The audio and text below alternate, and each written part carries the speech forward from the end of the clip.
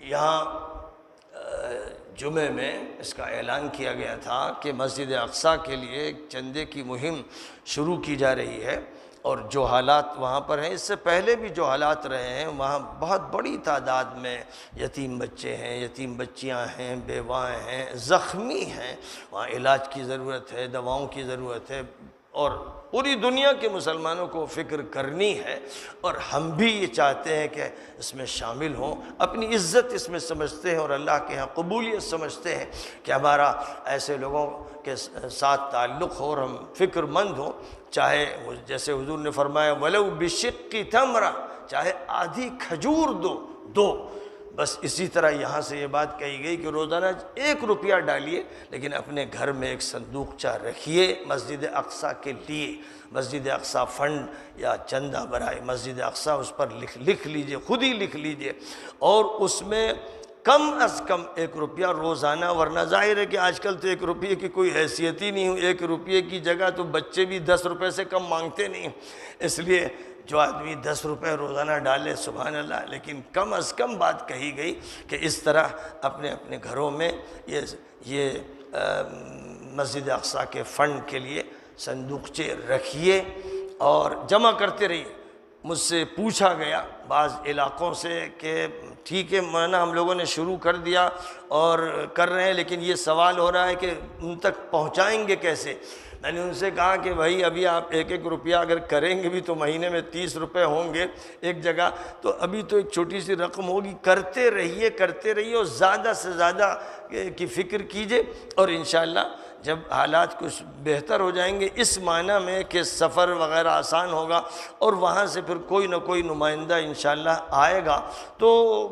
اس کے حوالے امانت کر دی جائے گی، یا بینک کے ذریعے سے جس طرح بھی بہتر ہوگا اس کو بھیجوا دیا جائے گا، اور ذمہ داریاں الگ الگ دے دی جائیں گی، یعنی کہ یہاں جمع کیا جائے، لوگ اپنے اپنے علاقوں میں جمع کر لیں، دلی والے دلی میں کر لیں، مظفر نگر والے مظفر نگر میں کر لیں، اور جہاں جہاں لوگ ہیں وہاں کر لیں، پھر اس کے بعد ایک لنک یہاں سے انشاءاللہ بتا دیا جائے گا کہ آپ فلاں جگہ اس کو اس طرح بھیج سکتے ہیں، جو بھی شکل اس کی ہوگی، کیونکہ اس طرح کی جو امداد ہوتی ہے، غربا کی امداد اور دواؤں کے لیے امداد، اس میں کسی ملک میں کوئی قانون بھی نہیں ہے اس کی ممانعت کا، سیاسی استعمال درست نہیں ہوتا ہے لیکن رفاہی استعمال درست ہوتا ہے، اور رقم آ بھی سکتی ہے اور جا بھی سکتی ہے اصول کے اعتبار سے، اور اظہار کرتے ہوئے کوئی چیز چھپانے والی ہے نہیں، کیونکہ یہاں تو پریشان حالوں کی مدد کا مسئلہ ہے، اس لیے حکومتی سطح پر بھی اس میں کوئی رکاوٹ نہیں ہوتی ہے۔ لوگوں کو چاہیے کہ ابھی تو اپنے جذبے کا اظہار کریں اور تسلسل سے ہر دن اس ڈبے کو دیکھیں جس پر مسجد اقصیٰ لکھا ہوا ہے، تاکہ کوئی دن بھی اس کی یاد کے بغیر نہ گزرے، اور جو وہاں سے خبریں آ رہی ہیں وہ بھی دیکھتے رہیں، ان سے بھی واقف رہیں۔ اور چونکہ رمضان المبارک کے آخری ایام ہیں، کیونکہ یہاں پر لوگ صدقہ فطر کے زیادہ محتاج ہیں، زکوٰۃ کے محتاج ہیں، اس لیے میں یہ تو نہیں کہتا کہ لوگ اپنی زکوٰۃ اور صدقہ فطر بھی وہاں بھجوا دیں۔ عالم عربی میں تو لوگ صدقہ فطر اور زکوٰۃ بھی اپنی فلسطین بھجوا رہے ہیں، بہت بڑی تعداد میں وہاں کر رہے ہیں، کہ جہاں ان کے آس پاس لوگ ایسے غریب نہیں ہیں کہ جو زیادہ مستحق ہو، لیکن یہاں کیونکہ ہمارے لوگ بھی مستحق ہیں، اس لیے بہرحال ہم صدقہ فطر و زکوٰۃ انہی کو دے دیں جو ہمارے قریب ہیں، لیکن عطیات ہماری طرف سے ہونے چاہیے، اور زیادہ حوصلے کے ساتھ، اس طرح سے کہ اب کی ہم اپنے بچوں کو جب عیدی دیں تو مسجد اقصیٰ کے بچوں کی عیدی بھی اس بکسے میں رکھ دیں، اور اس سے پہلے جو 2 دن مثلاً رہ گئے، ان 2 دنوں میں جتنی رقم نکال سکتے ہوں، اس لیے کہ ہم اللہ کے دین کی نصرت کر رہے ہیں، مسجد اقصیٰ کی مدد کر رہے ہیں، وہاں کے لوگوں کی مدد کر رہے ہیں، اس جذبے سے جو بھی آپ کر سکتے ہو وہ کریں، تاکہ عید کے دن سمیت